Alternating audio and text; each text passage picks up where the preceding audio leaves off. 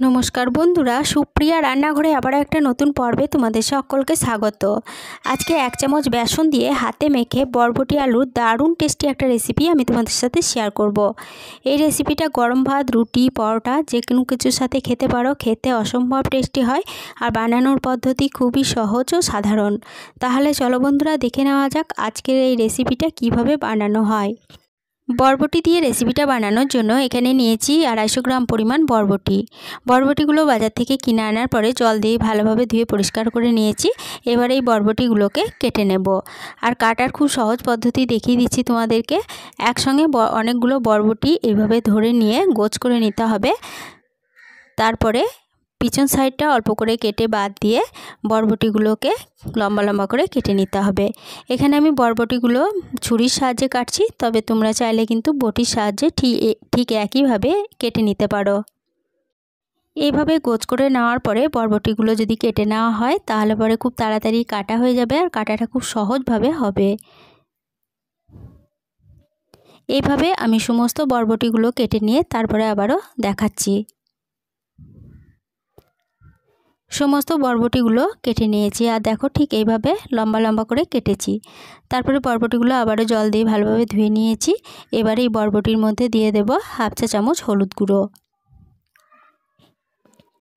এরপরে দিয়ে দেব 1/2 চা চামচের একটু কম লবণ।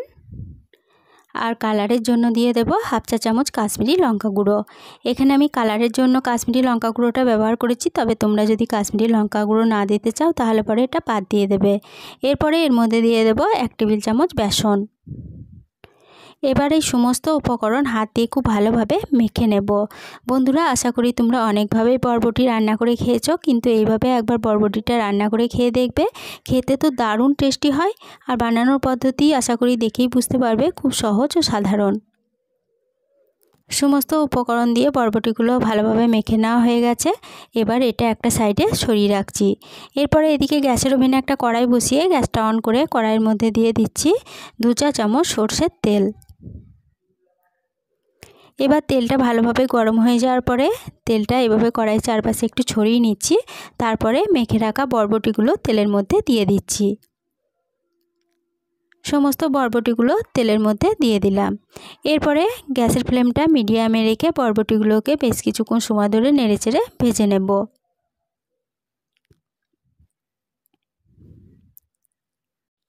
মিডিয়াম ফ্লেমে বরবটিগুলোকে 3 থেকে 4 মিনিট সময় ধরে নেড়েচেড়ে ভেজে নিয়েছি।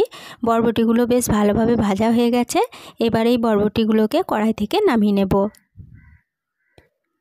সমস্ত বরবটিগুলো কড়াই থেকে নামিয়ে নিলাম। এরপরে ওই কড়াইয়ের মধ্যে আবারও দিয়ে দেব এখানে 4 চা চামচ সরষের তেল। এবার এই তেলে ফোড়নের জন্য দিয়ে দিচ্ছি 1/2 চা চামচ 5 ফোড়ন, একটা গোটা শুকনো লঙ্কা। এবার এই ফোড়নগুলো ভালোভাবে ভেজে নেব। ফোড়নগুলো ভালোভাবে ভেজে নেওয়ার পর ফোড়ন থেকে যখন সুন্দর গন্ধ বেরোতে শুরু করেছে তখন এর মধ্যে দিয়ে দেব একটা বড় সাইজের পেঁয়াজ কুচি। পেঁয়াজগুলোকে আমি এইভাবে লম্বা লম্বা করে কুচি করে জল দিয়ে ধুয়ে রেখেছিলাম। পেঁয়াজ কুচিগুলো দিয়ে দিলাম। এবার গ্যাসের ফ্লেমটা মিডিয়ামে রেখে পেঁয়াজ কুচিগুলোকে একটু নেড়েচেড়ে ভেজে নিচ্ছি। মিডিয়াম ফ্লেমে পেঁয়াজ কুচিগুলোকে 1 মিনিট মতো নেড়েচেড়ে ভেজে নিলাম। এর বেশি আর পেঁয়াজগুলো ভাজবো না। এবার এর মধ্যে দিয়ে দেব আলু। এখানে 4টে মিডিয়াম সাইজের আলুকে আমি লম্বা লম্বা করে কেটে জল দিয়ে ধুয়ে রেখেছিলাম। আলুগুলো ওই তেলের মধ্যে দিয়ে দিলাম। এরপরে গ্যাসের ফ্লেমটা আবারও মিডিয়ামে রেখে আলুগুলোকে একটু নেড়েচেড়ে ভালোভাবে ভেজে নেব। আলুগুলোকে একটু নেড়েচেড়ে ভেজে নেওয়ার পরে এর মধ্যে একটা ঢাকা দিয়ে দিচ্ছি। ঢাকা দিয়ে আলুগুলোকে ভাজা হতে দেব। এতে 2 in 1 কাজ হবে, ভাজাটা ভালোভাবে হয়ে যাবে, সিদ্ধর কাজটাও এগিয়ে থাকবে। ঢাকা দিয়ে আলুগুলো 4 মিনিট ভাজা হতে দিয়েছিলাম। 4 মিনিট পর ফিরে এসে ঢাকাটা খুলে নিলাম। এরপরে আলুগুলো আবার একটু নেড়েচেড়ে নিচ্ছি। আর এই 4 মিনিট ঢাকা দিয়ে ভাজা হওয়ার ফাঁকে আমি দুবার ঢাকা খুলে আলুগুলোকে নেড়েচেড়ে দিয়েছিলাম। অবশ্যই নেড়েচেড়ে দিতে হবে, নাহলে পরে তলাতে কিন্তু আলুগুলো পুড়ে যাবে। আলুগুলো বেশ ভালোভাবে ভাজা হয়ে গেছে। এরপরে এর মধ্যে দিয়ে দেব একটা বড় সাইজের টমেটো কুচি। টমেটোটাকে আমি এভাবে ডুমো ডুমো করে কুচি করে রেখেছিলাম। আর দিয়ে দিচ্ছি এখানে 1.5 চা চামচ আদা, রসুন ও কাঁচা লঙ্কার পেস্ট। এখানে 1/2 ইঞ্চি আদা, 7 কোয়া রসুন আর 2টো কাঁচা লঙ্কা একসঙ্গে বেটে রেখে দিয়েছিলাম, সেই পেস্টটা দিয়ে দিলাম। এরপরে গ্যাসের ফ্লেমটা মিডিয়ামে রেখে এই মশলাটাকে ভালোভাবে নেড়েচেড়ে কষিয়ে নিচ্ছি। 1-1.5 মিনিট মতো এই আদা রসুন ও কাঁচা লঙ্কাটাকে নেড়ে কষিয়ে নিলাম। আদা রসুন থেকে যখন কাঁচা গন্ধটা চলে গেছে তখন মশলার বাটিটা ধুয়ে সামান্য একটু জল দিয়ে দিলাম। এরপরে দিয়ে দিচ্ছি 1/2 চা চামচ জিরে গুঁড়ো, দিয়ে দিচ্ছি 1/2 চা চামচ ধনে গুঁড়ো, এরপরে দিয়ে দিচ্ছি 1/2 চা চামচ হলুদ গুঁড়ো আর কালারের জন্য দিচ্ছি 1/2 চা চামচ কাশ্মীরি লঙ্কা গুঁড়ো। এবার গ্যাসের ফ্লেমটা লো টু মিডিয়ামে রেখে সমস্ত মশলা ভালোভাবে নেড়েচেড়ে কষিয়ে নেব। লো টু মিডিয়াম ফ্লেমে সমস্ত মশলা মিনিট 5 সময় ধরে নেড়েচেড়ে কষিয়ে নিয়েছি। মশলাটা বেশ ভালোভাবে কষানো হয়ে গেছে। এরপরে এর মধ্যে দিয়ে দেব ভেজে তুলে রাখা বরবটিগুলো। সমস্ত বরবটিগুলো মশলার সাথে দিয়ে দিলাম। এরপরে এই মশলার সাথে বরবটিগুলোকে আবার একটু নেড়েচেড়ে কষিয়ে নিচ্ছি। মশলার সাথে বরবটিগুলোকে 1 মিনিট মতো নেড়ে কষিয়ে নিলাম। এরপরে এর মধ্যে দিয়ে দেব পরিমাণ মতো জল। এরপরে এর মধ্যে দিয়ে দিচ্ছি স্বাদ অনুযায়ী লবণ আর স্বাদের ব্যালেন্সের জন্য দিয়ে দিচ্ছি 1/2 চা চামচ চিনি। এবার এই সমস্ত উপকরণ জলের সাথে খুব ভালোভাবে নেড়ে মিশিয়ে নেব।